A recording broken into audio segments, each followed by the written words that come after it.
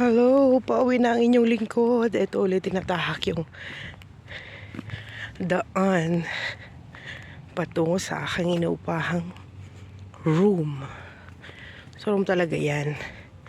500 kasama ng internet, kuryente. So sa kuryente, heater,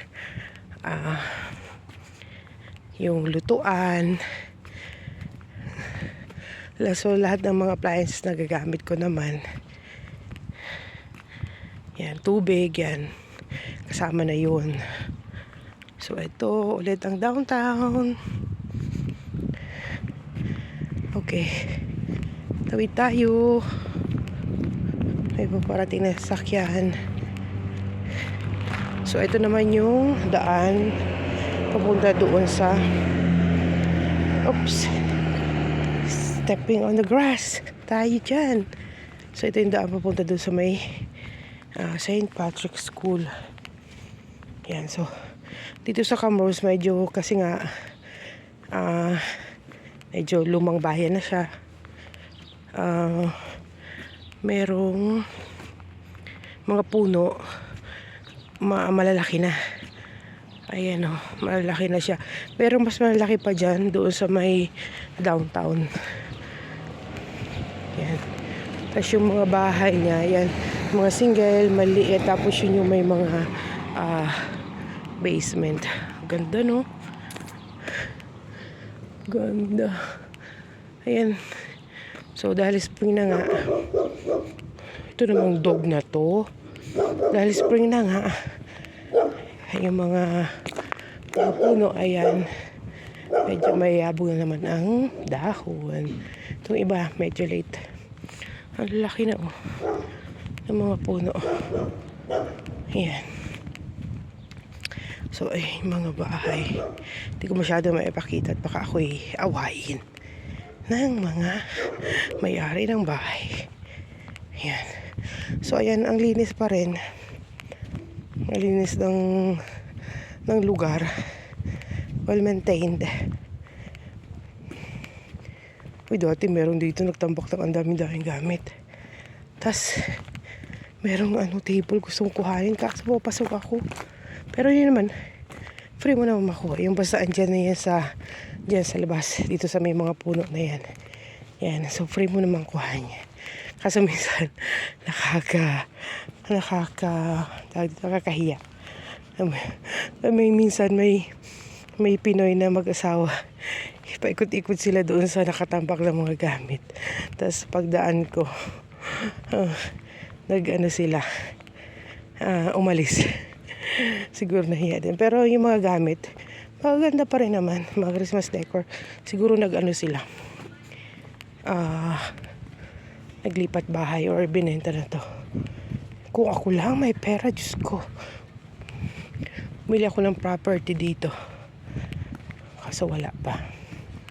Well, anyway, hindi naman tayo magtatagal dito. Dito sa Canada. Ayan. So, ayan, malapit tayo sa St. Patrick's School. Likod niyan, or yung gilid, ay, yun na yung aming bahay. Ayan. Yan, yung mga school dito, katulad yan, libre lang yung mga bata. Libre yung aral. Ayun ang sabi. St. Patrick Catholic School, Catholic Elementary School. God created you to do amazing things. Ephesians 2:10. Yan. So, ito na ulit. Yung mga kalsada. Malinis pa rin talaga. Tapos, yan sa gilid ay merong palaruan. So, dito sa Canada naman, or kahit sa Saudi, sa Qatar, may talagang mayroong park. Palaruan, maganda yung mga palaruan nila.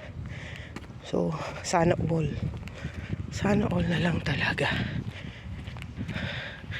So pagod na naman ang lola nyo sa maghapong pagtatrabaho. At may ikikwento ako ngayon. So hindi pwedeng mag-phone kasi sa loob, kaya hindi ako makapag video sa loob ng daycare. Pero kanina may kinagat si Jackson, may kinagat yung tuhod ni Audrey. Ito kasi naman si Jackson, lagi siyang nangangagat pag inagawan or ng laruan or siya ang umagaw, nangangagat. Yun lang yung paraan niya para sa attention. Anyway, so buti na lang sa dami ng mga bata, siya lang yung nangangagat. Pero syempre, malaking problema pa rin yun. Ito naman, mga kondo yan. Nasa baba ang mga rooms, 2 rooms. Sa baba, isang malaki, tapos ang medyo maliit. So, ganyan yung bahay namin. So, basement. Tawag nila dito ay Ridge Point Condominium Estates. Yan. So, pag sa atin, mga kondo, yung ang tataas dito, ayan, mga dikit-dikit. Parang row houses or townhouse, ganyan. Yan. So, malapit na tayo. At least naka-exercise tayo. Ngayong maghapon ay panay carbo ang aking kain. Yan yung mga puno. Medyo malalaki na ang dahon. Ayun.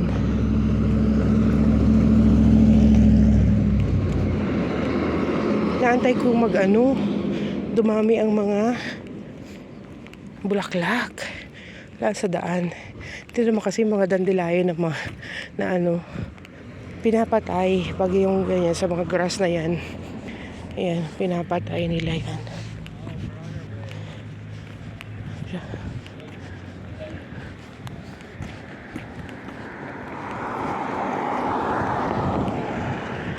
Ayun, so bawal tayong kumuha ng mukha ng ibang tao. Baka tayo ay i-demanda. So ayan, yung mga dandelion, pinapatay nila.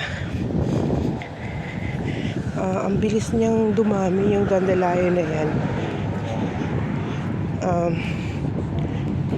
Tapos medyo matinik yung dahon, tapos makate siya. Pero ang ganda naman ng bulaklak, lalo pag yung sama-sama. Ayun. Pero kasi din yan, dandelion na yan, pag nag-mature na yung mga bulaklak, kahit ang ganda-ganda niya, ay nagkukos ng allergy. Di ba yung kulay puti, tawag dito, yung sumasama sa hangin, pag nahihipan ng hangin. So yun, ganun talaga. So pinapatay siya dito. Ayan o, daming dandelion. Yun, uy, taba. So yan, malapit na tayo.